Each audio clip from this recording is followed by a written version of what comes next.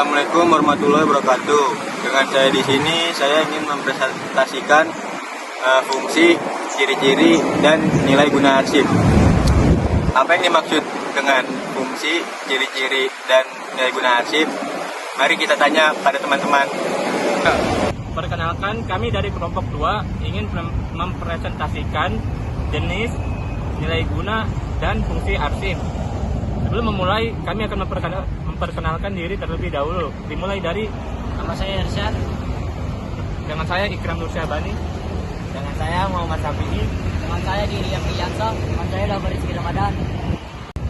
Arsip memiliki pengertian sebagai setiap catatan tertulis, baik dalam bentuk gambar maupun bahan yang memuat keterangan-keterangan suatu subjek ataupun peristiwa yang dibuat untuk membantu ingatan. Sedangkan pengertian arsip berdasarkan Undang-Undang Nomor 7 Tahun 1971 tentang ketentuan pokok kearsipan. Pasal 1 ayat A dan B menyatakan bahwa yang dimaksud dengan arsip adalah naskah-naskah yang dibuat dan diterima oleh lembaga-lembaga negara dan badan-badan pemerintahan dalam bentuk corak apapun, baik dalam keadaan tunggal maupun terbuka, dalam rangka pelaksanaan kegiatan pemerintah. Selain itu, arsip juga bisa diartikan sebagai naskah-naskah yang dibuat dan diterima oleh badan-badan swasta atau dalam bentuk apapun, baik dalam keadaan tunggal maupun bersama, dalam rangka penyelenggara kehidupan kebangsaan. Menurut Lembaga Pemerintahan Arsip Nasional Republik Indonesia atau disingkat ANRI, arsip adalah segala kertas, berkas, naskah, foto, mikrofilm, rekaman suara, gambar peta, bagian atau dokumen. Penting bagi kita semua untuk mengetahui sifat dan nilai guna arsip, begitupun dengan cara mengolah dan memaksimalkan penggunaannya. Berikut ini informasi lengkap mengenai jenis-jenis arsip yang wajib diketahui yang telah dirangkum. Jenis-jenis arsip berdasarkan sifatnya. 1. Arsip tidak penting merupakan arsip yang hanya memiliki kegunaan informasi. Contohnya adalah surat undangan dan surat pemberitahuan. 2. Arsip biasa merupakan arsip yang semula penting, akhirnya tidak berguna lagi pada saat arsip yang diinformasikan itu berlalu. Contohnya adalah surat lamaran kerja dan surat tagihan. 3. Arsip yang merupakan ada hubungannya dengan masa lalu dan masa yang akan datang, sehingga perlu disimpan dalam waktu yang lama. Contohnya surat perjanjian dan surat kontrak. 4. Arsip yang sangat penting merupakan arsip yang dapat dijadikan sebagai alat pengingat lamanya sejarah. Contohnya adalah naskah proklamasi dan surat keputusan hasil penelitian ilmiah. 5.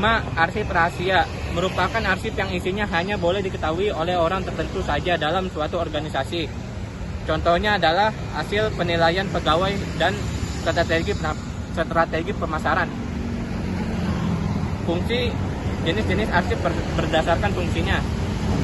Jenis-jenis arsip berdasarkan fungsinya. 1. Arsip dinamis adalah arsip yang dipergunakan secara langsung terkait perencanaan penyelenggaraan kehidupan kebangsaan pada umumnya atau digunakan secara langsung dalam menyelenggarakan administrasi negara. Arsip aktif yaitu arsip yang dipergunakan secara terus-menerus dalam kegiatan kantor.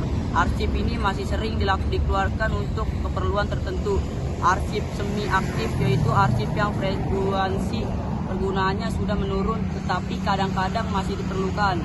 Arsip inaktif yaitu arsip dinamis yang sudah sangat jarang digunakan. Arsip inaktif hanya digunakan sebagai referensi atau pemberian keterangan semata.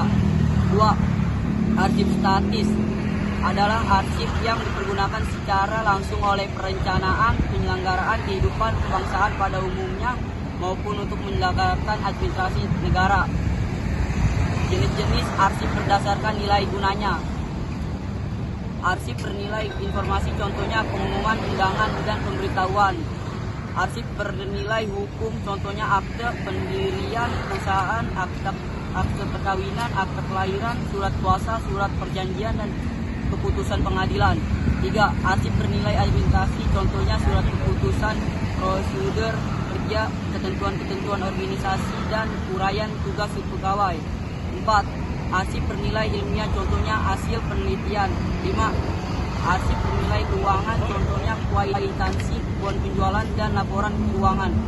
Arsip bernilai sejarah, contohnya laporan tahunan, notulen, rapat, dan gambar, foto, dan peristiwa. 7. Arsip bernilai pendidikan, contoh karya ilmiah, para ahli, kurikulum, satuan pelajaran, dan program penjelasan. Halo guys, kita mau menjelaskan penjelasan dari teman-teman kita jenis-jenis arsip berdasarkan kekuatan hukum. 1. Arsip autentik, yaitu arsip yang di atasnya terdapat tanda tangan asli dengan tinta, bukan fotokopi atau film, sebagai tanda keabsahan dari isi arsip yang bersangkutan. Dalam hal ini, arsip autentik dapat digunakan sebagai bukti hukum yang sah. 2. Arsip tidak autentik, yaitu arsip yang di atasnya tidak terdapat tanda tangan asli dengan tinta. Arsip ini dapat berupa fotokopi, film, mikrofilm, dan hasil print komputer.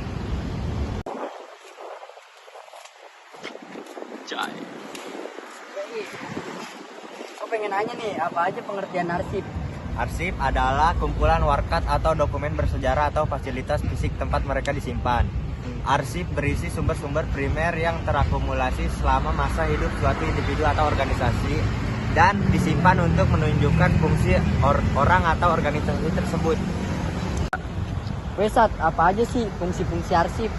Fungsi arsip secara umum, arsip memiliki fungsi untuk penunjang aktivitas administrasi, alat pengambil keputusan, bukti, pertanggungjawaban, sumber informasi, dan wahana komunikasi.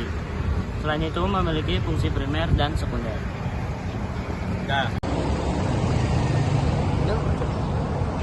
Demikianlah penyampaian materi pada hari ini. Kurang dan lebihnya mohon dimaafkan. Kami ucapkan permohonan maaf apabila ada hal-hal yang kurang berkenan di hati, serta kami ucapkan terima kasih atas perhatian kalian. Wassalamualaikum warahmatullahi wabarakatuh.